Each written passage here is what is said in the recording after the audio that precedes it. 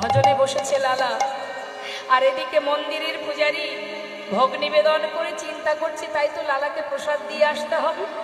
প্রসাদের থালা নিয়ে যেই না বাইরে পা রেখেছে হঠাৎ ঝড় বৃষ্টি। ভগবানের কিছু লীলামা, তিনি কিন্তু সেই ভক্তকে গুহা থেকে বাহির করবেন বলে আজকে এই লীলা তিনি করছেন। কারণ ভক্ত তো প্রতিজ্ঞাবদ্ধ যে গুহা থেকে আর সে বেরোবে না। এখন তার বোঝা তো ভগবানকে বইতে হবে। ভক্তকে গুহা থেকে বের করার জন্যই তিনি ঝড় বৃষ্টি দিলেন বৃন্দাবনে। পূজারী মনে মনে চিন্তা করছে এত বৃষ্টি কি করে যাব আমি গুহার ভিতর, বৃষ্টি বন্ধ হোক তারপরে যাব। এই ভেবে প্রসাদের থালাটা বারান্দাতে রেখে ভিতরে ঢুকে গেছে। আর ভগবান ভক্তকে গুহা থেকে বাহির করবার জন্য তিনি পূজারীর রূপ ধারণ করে সেই ঝড় বৃষ্টি মাথায় নিয়ে যাচ্ছে ভক্তের কাছে প্রসাদের থালা নিয়ে। যখন যাচ্ছে বা বৃষ্টির মধ্যে দিয়ে ভিজতে ভিজতে যাচ্ছে গোবিন্দ ভক্তকে বাহির করবে বলে। কিভাবে বাহির করছে দেখুন, যত ভিতরে ঢুকছে তত ভজন শুনছে, ভক্ত গাইছে রাধে কৃষ্ণ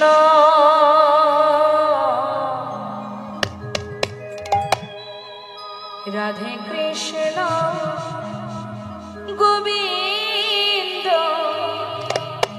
গোপাল রাধা রমণ হরে হরে হরে রাধে কৃষ্ণ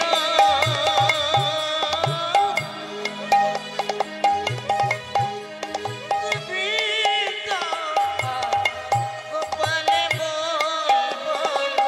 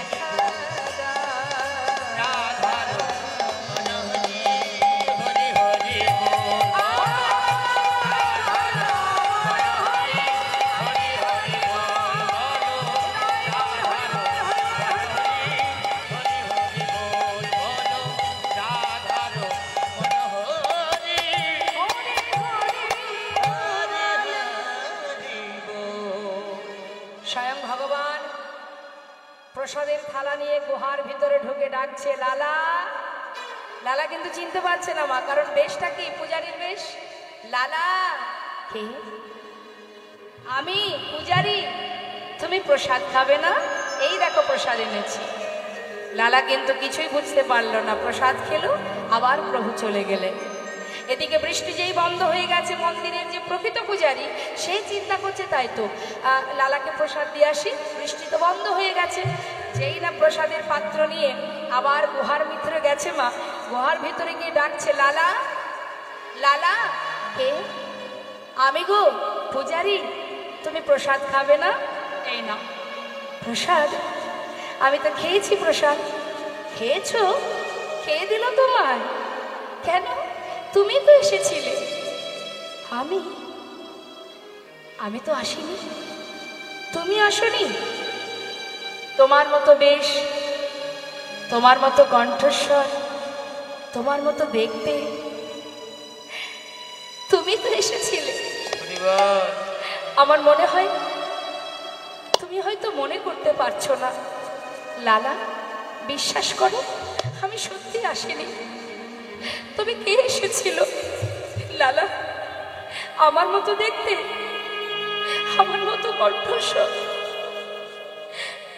জানো লালা, তিনি যে কখনই কিভাবে কাকে কৃপা করে। লালা, তুমি কাছে পেয়েও চিনতে পারলে না। পূজারী, তুমি কার কথা বলছো? আমি তোমার কথা বুঝতে পারছি না। বলো না, বলো না, কে এসেছিল আমার কাছে, একটিবার বলো না। পূজারী বলছে লালা, এরপরেও জিজ্ঞাসা করছো তুমি? তুমি বুঝতে পারছো না লালা? মিছে কেন পুছো রে, আমার বলা কিছুই না। মিছে কেন পুছো রে, আমার বলা কিছুই না। মিছে কেন পুছো রে, আমার বলা কিছুই না। মিছে কেন পুছো রে, আমার বলা কিছুই না। যে যা করে করেনি তিনি, সবার অন্তরে সে যে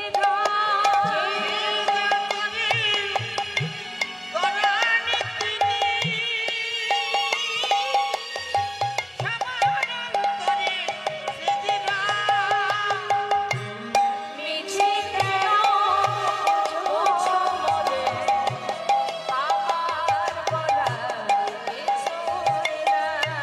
মিছে কেন পুছো রে, আমার বলার কিছুই না। আমার বলার কিছু না, আমার বলার কিছু না, আমার বলার কিছু না। হে কৃষ্ণ, তুমি করুণাময়, তুমি করুণাময়, করুণা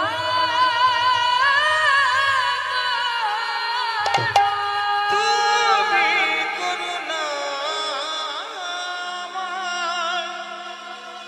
করুণা করো। বলে দাও, একটিবার বলে দাও, কেন তুমি এমন করে আমায় কাঁদাচ্ছ?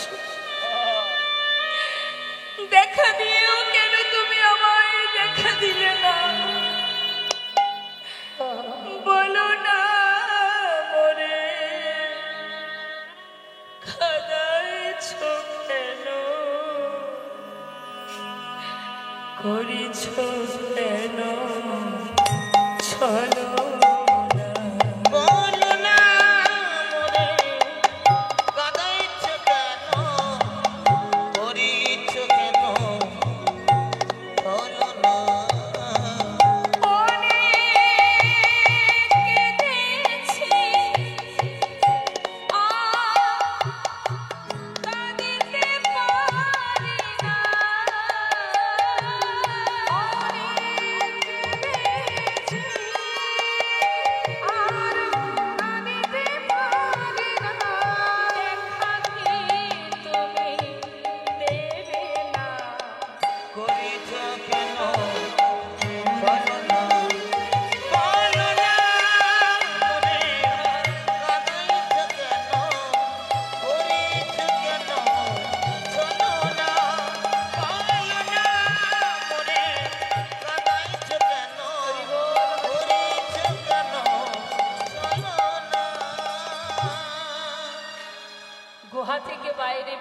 ছুটতে ছুটতে লালা সেই বাবাজির চরণে গিয়ে চরণটা জড়িয়ে ধরে চরণ তলে আছড়ে পড়ল। বাবাজি বলছে, লালা আমার চরণে পড়লে কেন, সরে যাও, কি হলো তোমার? বাবাজি, আজ আমি আর তোমার চরণ ছাড়ব না। আজ তোমায় বলতেই হবে, তুমি কেন আমায় দীক্ষা দিলে না? কেন, কি অপরাধ আমার? কেন তুমি দীক্ষা দিচ্ছ না? জানো বাবাজি, তাকে কাছে পেয়েও হারিয়ে ফেলেছি। বাবাজি, আজ তুমি আমায় বলো, কেন তুমি দীক্ষা দিচ্ছ না? কি অপরাধ আমার? বাবাজি বলছে, লালা ফিরে যাও, এখনো তোমার দীক্ষা দেওয়ার সময় হয়নি। বাবাজি, যত সময় তুমি না বলবে আমি তোমার চরণ ছেড়ে কোথাও যাব না।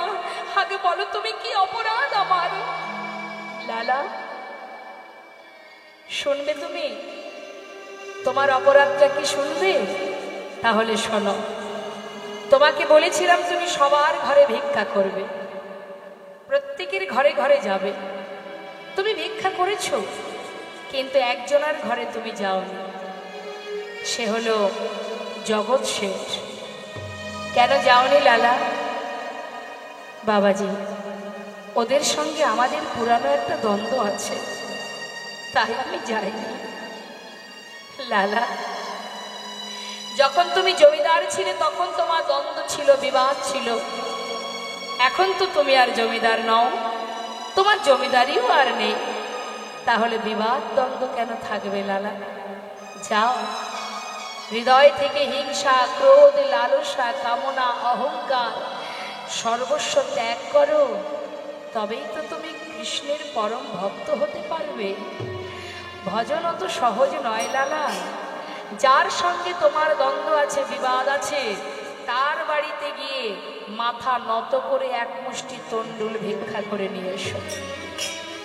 এখান থেকে আমাদের জানতে হবে, বুঝতে হবে মা, যদি তুমি ভক্তিরাজ্যে প্রবেশ করো, যদি ভগবানের সেবা দাও, সবার আগে তোমার ভিতর থেকে হিংসাকে দূরে সরাতে হবে। কারোর প্রতি যদি তোমার, কোনো জীবের প্রতি যদি তোমার হিংসা থাকে, যদি কারোর প্রতি তোমার রাগ থাকে, তাহলে কিন্তু ভগবানের সেবা হবে না।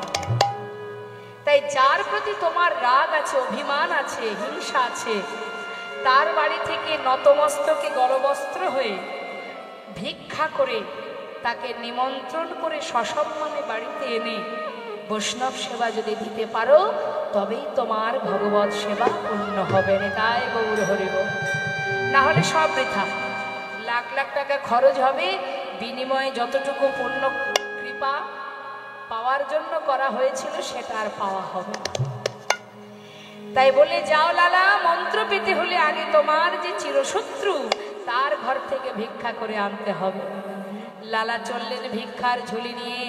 মস্ত বড় জমিদার লালা কাঁধে ভিক্ষার ঝোলা নিয়ে জগৎ শেঠের দ্বারে গিয়ে পৌঁছালো। ভিক্ষাং দেহি। দূর থেকে দাঁড়িয়ে দেখতে পেয়ে চিনতেও পারলো, আচ্ছা এ তো সেই জমিদার, দ্বারে এসেছে ভিক্ষা নিতে। কি ব্যাপার? বেশি কিছু জানার চেষ্টা না করে তাড়াতাড়ি করে ঘর থেকে কিছু দামি রত্ন নিয়ে লালার কাছে এসে বললেন, ভিক্ষা নেবে? বেশ। সেই দামি রত্নগুলো নিয়ে যখন ভিক্ষার ঝোলায় দিতে যাবে, লালা বলে উঠলেন, শোনো দাঁড়ি, আমি তোমার কাছ থেকে ভিক্ষা নেব না।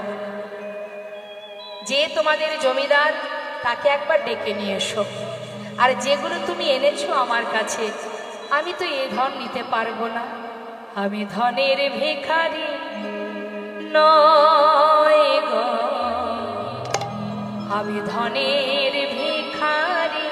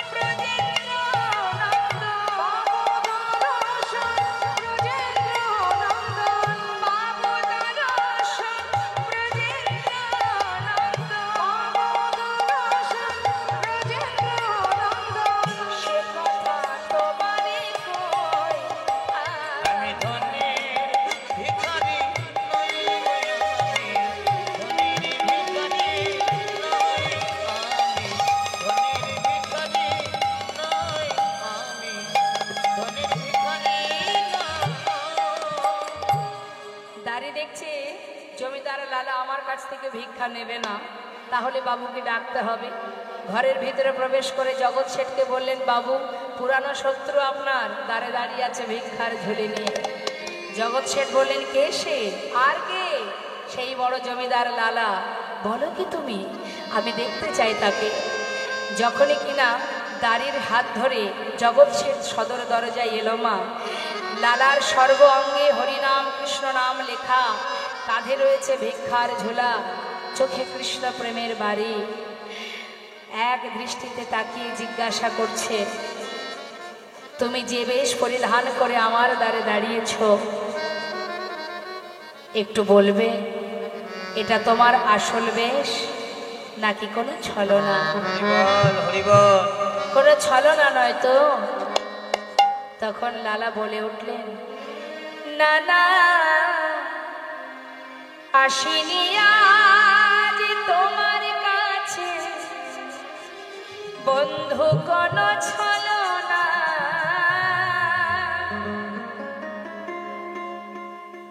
ঘাটের মাঝি পার ঘাটাতে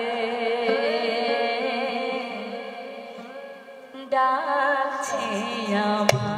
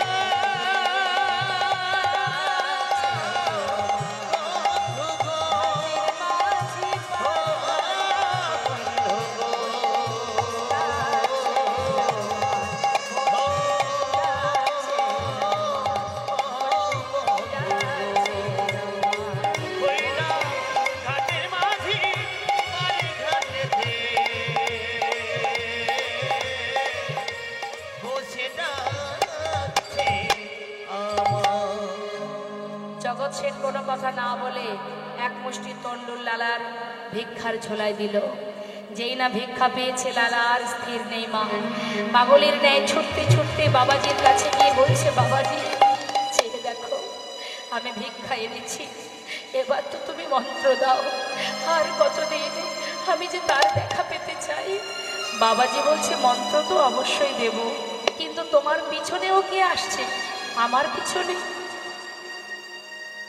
হে কি বন্ধু, তুমি আমার পিছনে এসেছো কেন? জগৎ শেঠ বললেন, লালা তুমি যখন আমার দ্বারে গিয়ে বললে পার ঘাটার মাঝে পারে দাঁড়িয়ে আছে, তোমার জীবন বেলা বয়ে যাচ্ছে, তোমাকে এক মুষ্টি তন্ডুলে দেবার পর আমি আর ঘরে যেতে পারলাম না। আমারও যেন মনে হলো তোমার যদি জীবন বেলা বয়ে যায়, আমারও তো জীবন বেলা বয়ে যায়। তাই তোমার পাছু পাছু তুমি একটি বারও আমার দিকে চাইলে না, কিন্তু আমি তোমাকে স্মরণ করে তোমার পাঁচু পাঁচু ছুটে এসেছি বন্ধু, একটিবার তোমার সঙ্গী করে নাও আমায়। চেয়ে দেখো আমি সর্বস্ব পরিত্যাগ করে এসেছি। বাবাজি, ও সেই বন্ধু যার ঘরে ভিক্ষায় গিয়েছিলাম, সর্বস্ব ত্যাগ করে এসেছে। তুমি ওকে কৃপা করো। বাবাজির কাছ থেকে দুই বন্ধু একসঙ্গে মন্ত্র গ্রহণ করলো। যেই না মন্ত্র পেয়েছে মা, আর নিজের মনকে স্থির রাখতে পারছে না। কতক্ষণে গোবিন্দের শ্রীবদন দর্শন করবে। পাগলের ন্যায় পথে পথে ঘুরছে বৃন্দাবনের অলিতে গলিতে, কৃষ্ণ কৃষ্ণ কৃষ্ণ। একটিবার বলো প্রভু, কেমন করে তোমাকে ডাকবো, কিভাবে তোমায় ডাকবো? আমি কেমন করে ডাকব প্রভু, বলে দাও তুমি, বলে দাও আমি কেমন করে ডাকিব প্রভু, বলে দাও আমায়, বলে দাও আমায়। আমি কেমন করে ডাকব প্রভু, বলে দাও আমায়, একবার বলে দাও আমায়। কেমন করে ডাকব প্রভু, বলে দাও আমায়, তুমি বলে দাও আমায়। তুমি নাকি দয়াল হরি, সবারই দয়া করো। আমি অধম রইলাম পড়ে, তোমার বিচার কেমন করো? তুমি নাকি দয়াল হরি, তুমি সবার বিচার করো।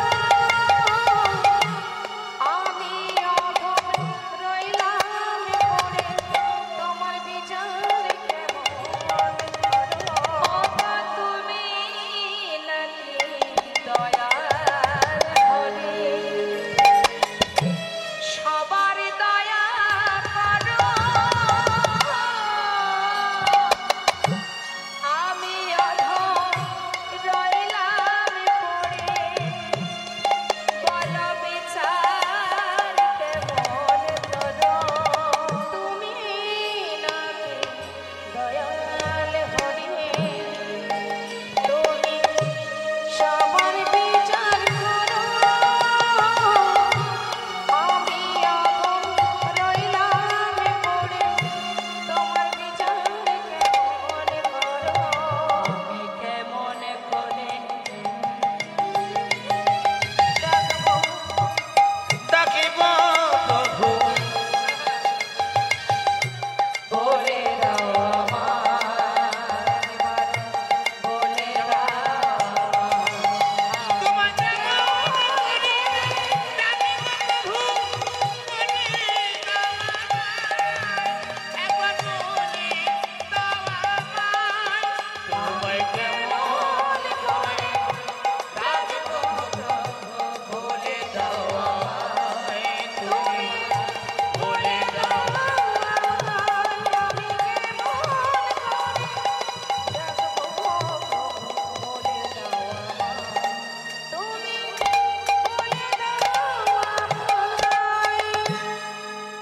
পথে পথে গোবিন্দকে ডাকতে ডাকতে মা এক সময় লালার জগৎ শেঠ স্থির করলেন, তোমার দেখা যদি না পায় তাহলে প্রাণ আর রাখবো না, যমুনার জলে নিজেকে বিসর্জন করে দেব। ভক্ত যদি কঠিন হয়ে যায় মা, ভগবানের সাধ্য নেই দূরে থাকার। যখনই প্রতিজ্ঞা করলেন যে আমরা তোমার দেখা না পেলে যমুনার জলে প্রাণ ত্যাগ করব।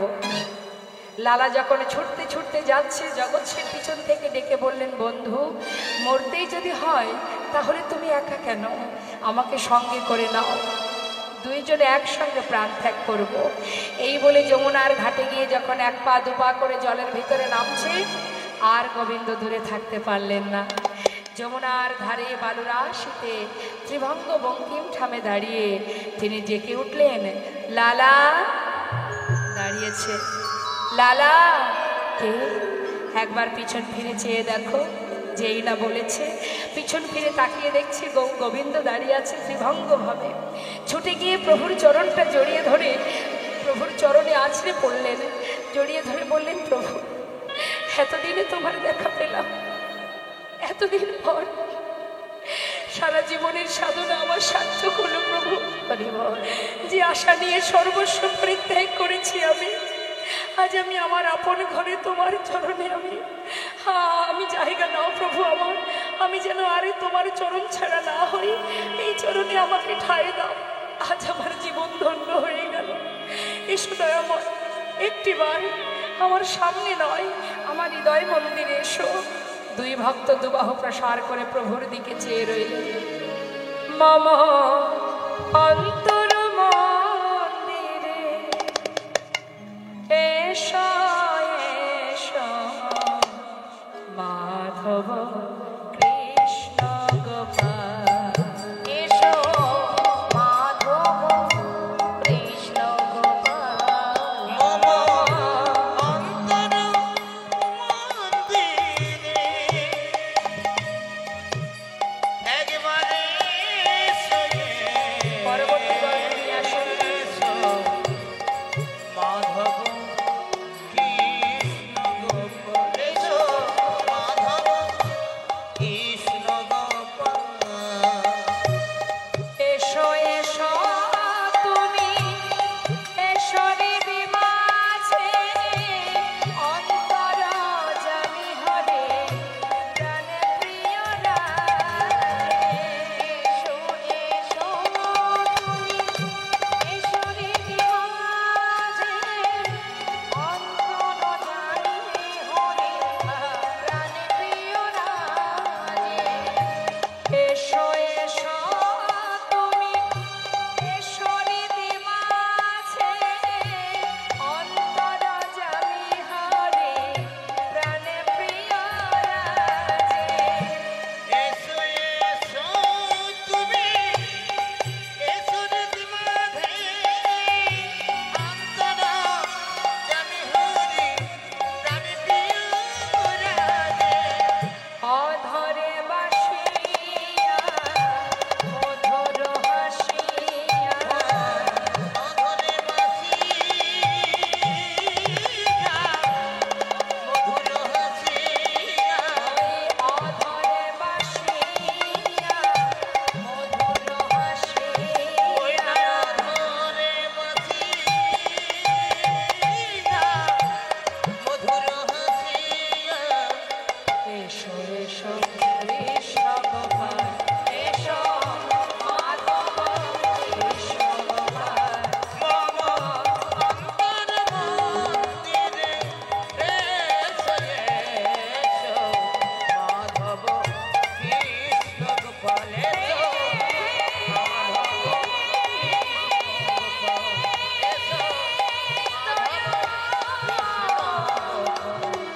এসো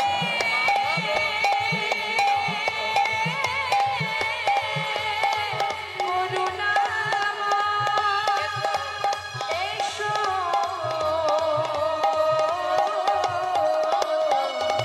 হে রাধানা।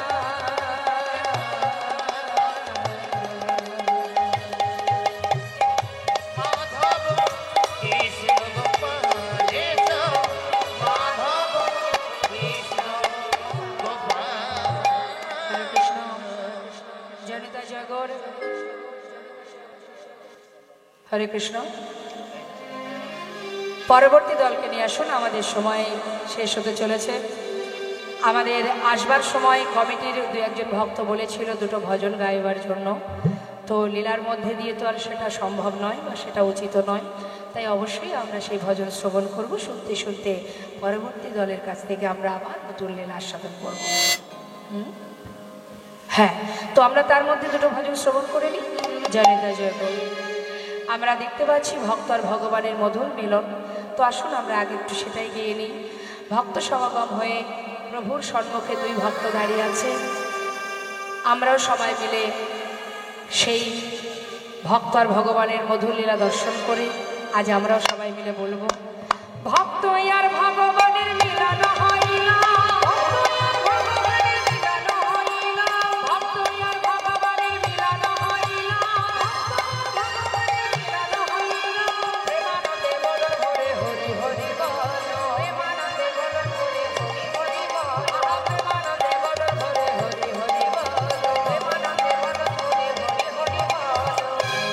কৃষ্ণ জনিতা জয় গৌর জয় রাধেশ্বর। তো আমরা একটু ভজন শুনবো, আসুন।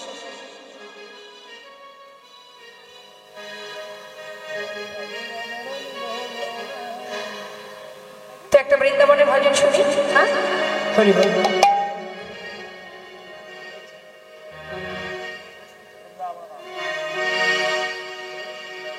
বৃন্দাবন ধাম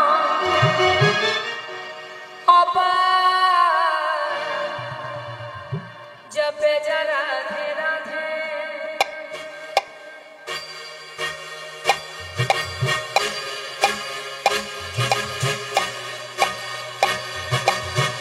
सबाई मिले राधे।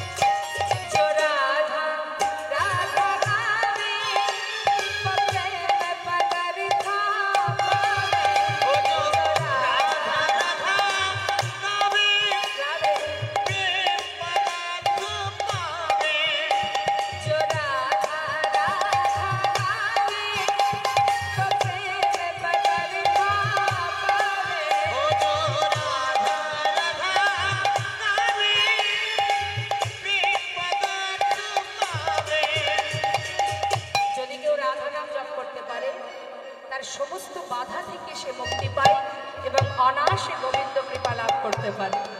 যদি রাধারানী আশ্রয় তত্ত্ব রাধার ভজন কেউ করতে পারে, রাধার মন্ত্র জয় করতে পারে, তাই বলছে যে রাধা রাধা গাবে প্রেম পগরি পাবে কো হয়ে যায়, আচ্ছা কো হয়ে যায় তেরা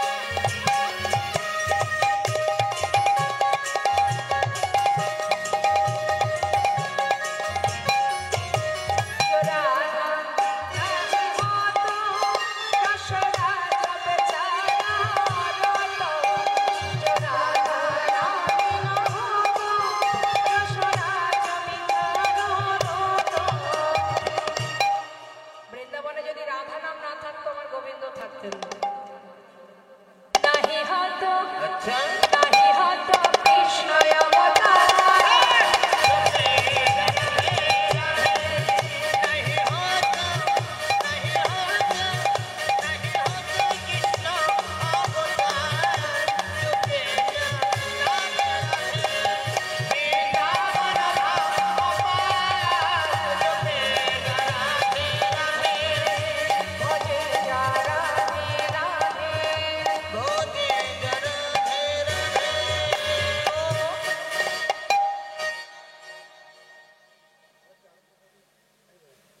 জয় রাধে জয় রাধে।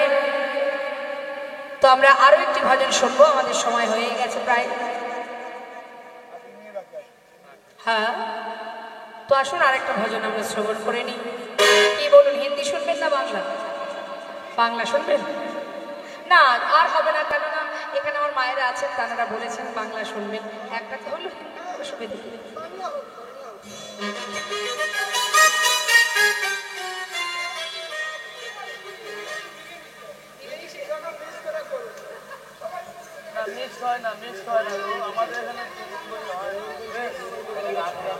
ঠিক আছে, হ্যাঁ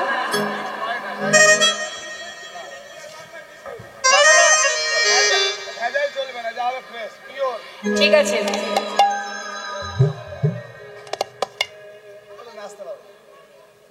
मेरा मन पंछी बोले क्या बोले उड़ी वृंदावन जाओ अच्छा ब्रज की लता पता राधे राधे गाओ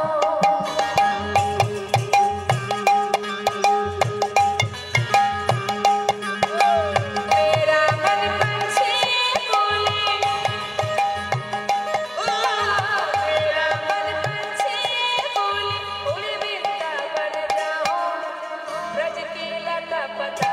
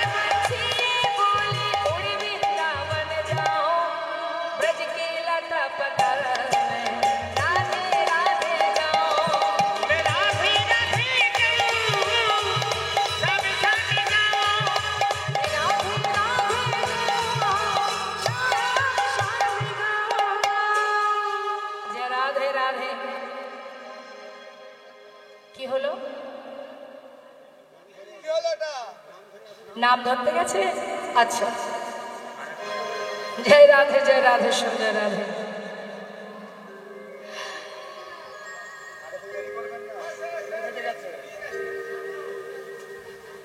ঠিক আছে, আমরা তাহলে হ্যাঁ আরেকটা ভজন আমরা শুনবো। জয় রাধে রাধে রাধে।